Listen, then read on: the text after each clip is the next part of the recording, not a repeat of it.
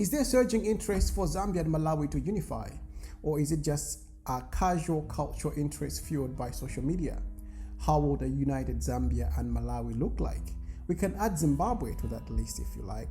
As you are aware, for 10 years between 1953 to 1963, Malawi, Zambia and Zimbabwe were known as the Federation of Rhodesia and Nyasaland, also known as the Central African Federation, CAF.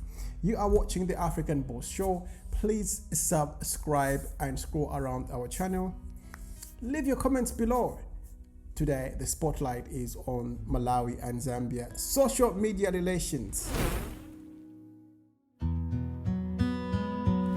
Recently, there has been a lot of interaction between the citizens of Malawi and Zambia.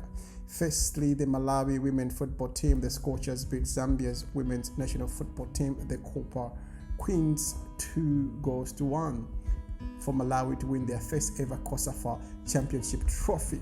Now, that followed some friendly banter back and forth on social media. Some of the things we can't even repeat them on here. All done in the spirit of sportsmanship and friendliness.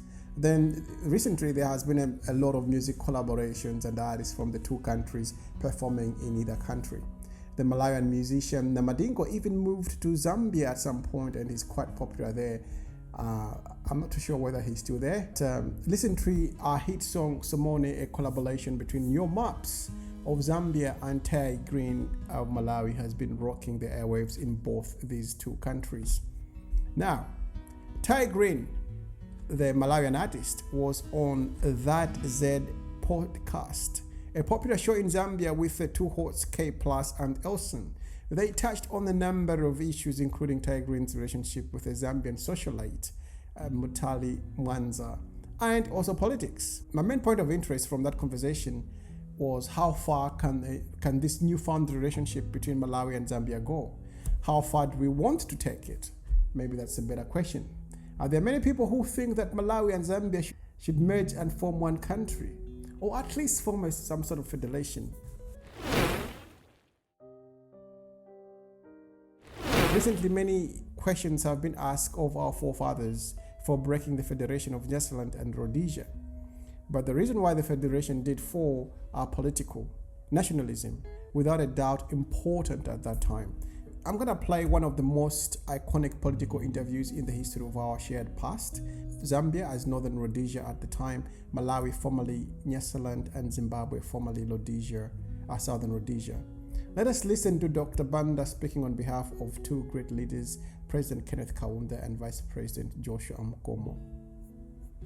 Dr. Banda, you are speaking for the three, I believe. On what basis are you going to this conference? On the basis that no subject is excluded that is of interest to us. For example, secession. Secession must be on the agenda, otherwise I am not attending. And if I am not attending, Kenneth to my right, Joshua to my left are not attending, and so are all our chiefs. The discussion on the constitutions of Southern Rhodesia and Northern Rhodesia must take place now. And if these do not take place now, we are not attending, because we are attending this conference as a team, not just Kamudu for Nyasaland, Kenneth for Northern Rhodesia, Joshua for Southern Rhodesia. We are acting as a team. And what will happen if you feel these conditions are not being met? I can't tell you that. Make your own conclusion. Well, will you walk out of the talks as a team? Once one of us walks out, the whole of us walk out. The three of us walk out. Not only that, there are chiefs outside.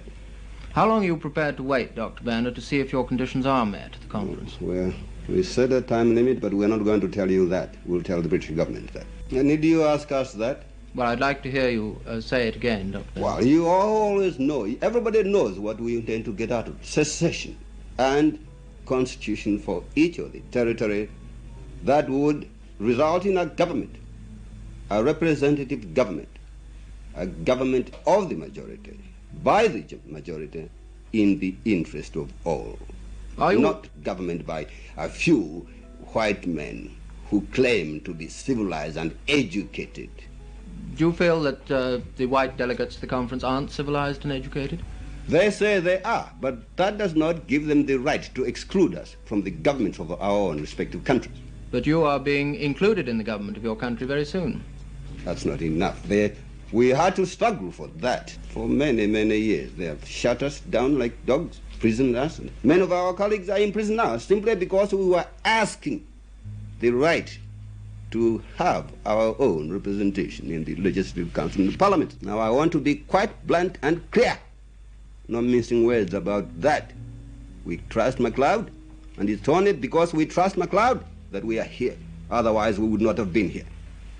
And you want the breakup of this federation now? No question about it. In the absence of politics, the federation wasn't a bad idea. In fact, no one questions the economic benefit of the federation at the time. The gross domestic product of the federation grew from 350 million to 450 million in 2 years. Obviously, this was no benefit to Africans who were colonized and not part of the economic structure of the time. Politics was different. They were fighting for nationalism, for freedom, for self-governance. It was just out of the question at the time, so it wasn't possible. It wasn't an option.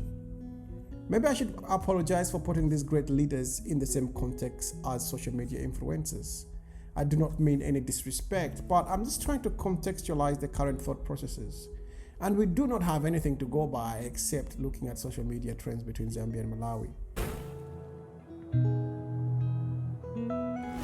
But when Malawi had floods from Cyclone Freddy, the Zambians rushed in with trucks full of maize to assist their neighbors, which is great.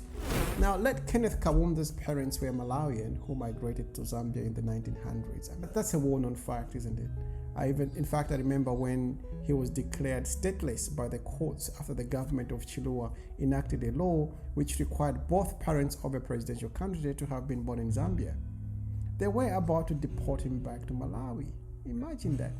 Malawi would have received Kenneth Kawunda with both hands. I mean, actually, he was quite popular in Malawi.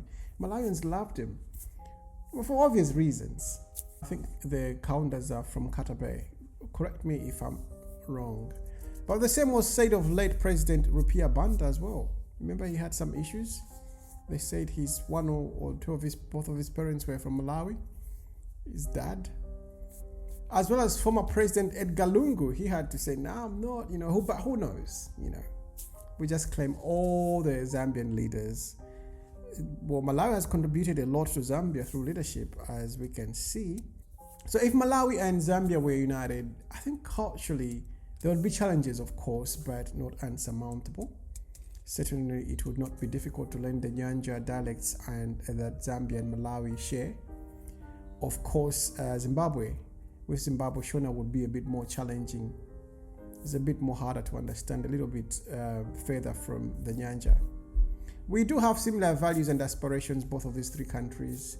So yes, it is good that we're learning the culture. Maybe the younger generations could further push this interest. In order to facilitate a genuine unity of purpose from culture to economy, we would have to resolve the contentious issue of borders.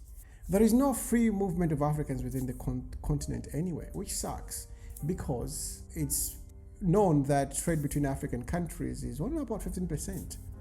And if you take the rich countries or rich continents like Europe, trade between themselves is over 80%. Would the population agree to this? Let us be borderless. Let's Malawi, Zambia, and Zimbabwe be borderless. Would they agree to it? Because it is ingrained in our psyche that we're different people. But borders are not our own making. The Europeans made them after the Berlin Conference of 1884 to 1885, in which major European countries negotiated and formalized territories and borders. They have remained in place since then, reminding us that we are a different people. The Zambia, Malawi, Zimbabweans were all different. But in fact, we were the same people. Maybe we can look up to Mali, Niger, and Burkina Faso, who are attempting to form a federation. They realize that there is power in being a united force. Of course, the geopolitics of the Sahel are obviously much more complex than Malawi, Zambia, and Zimbabwe. Well, the more reason then that we should at least have some sort of unity of purpose. Now, economic-wise, Zambia would have a bit to lose. I think they're doing much better than both Malawi and Zambia. Well, I could just see a population distribution there. Most Malawians moving into Zimbabwe and Zambia. So of course, yes, there are so many people in Malawi, and it is what it is, but if we could share the population around, that won't be a problem, won't it? So let me know what you think of a united Malawi, Zambia, and Zimbabwe. How would that look like? Is it even possible to dream of this unity? Is it something that could be done? Maybe not now, but something that we could start talking about? Like, how are we going to do this? It certainly would be beneficial economically. I've got no doubt about it. And in many other areas as well. So anyway, leave your comments below and I'll see you in my next one.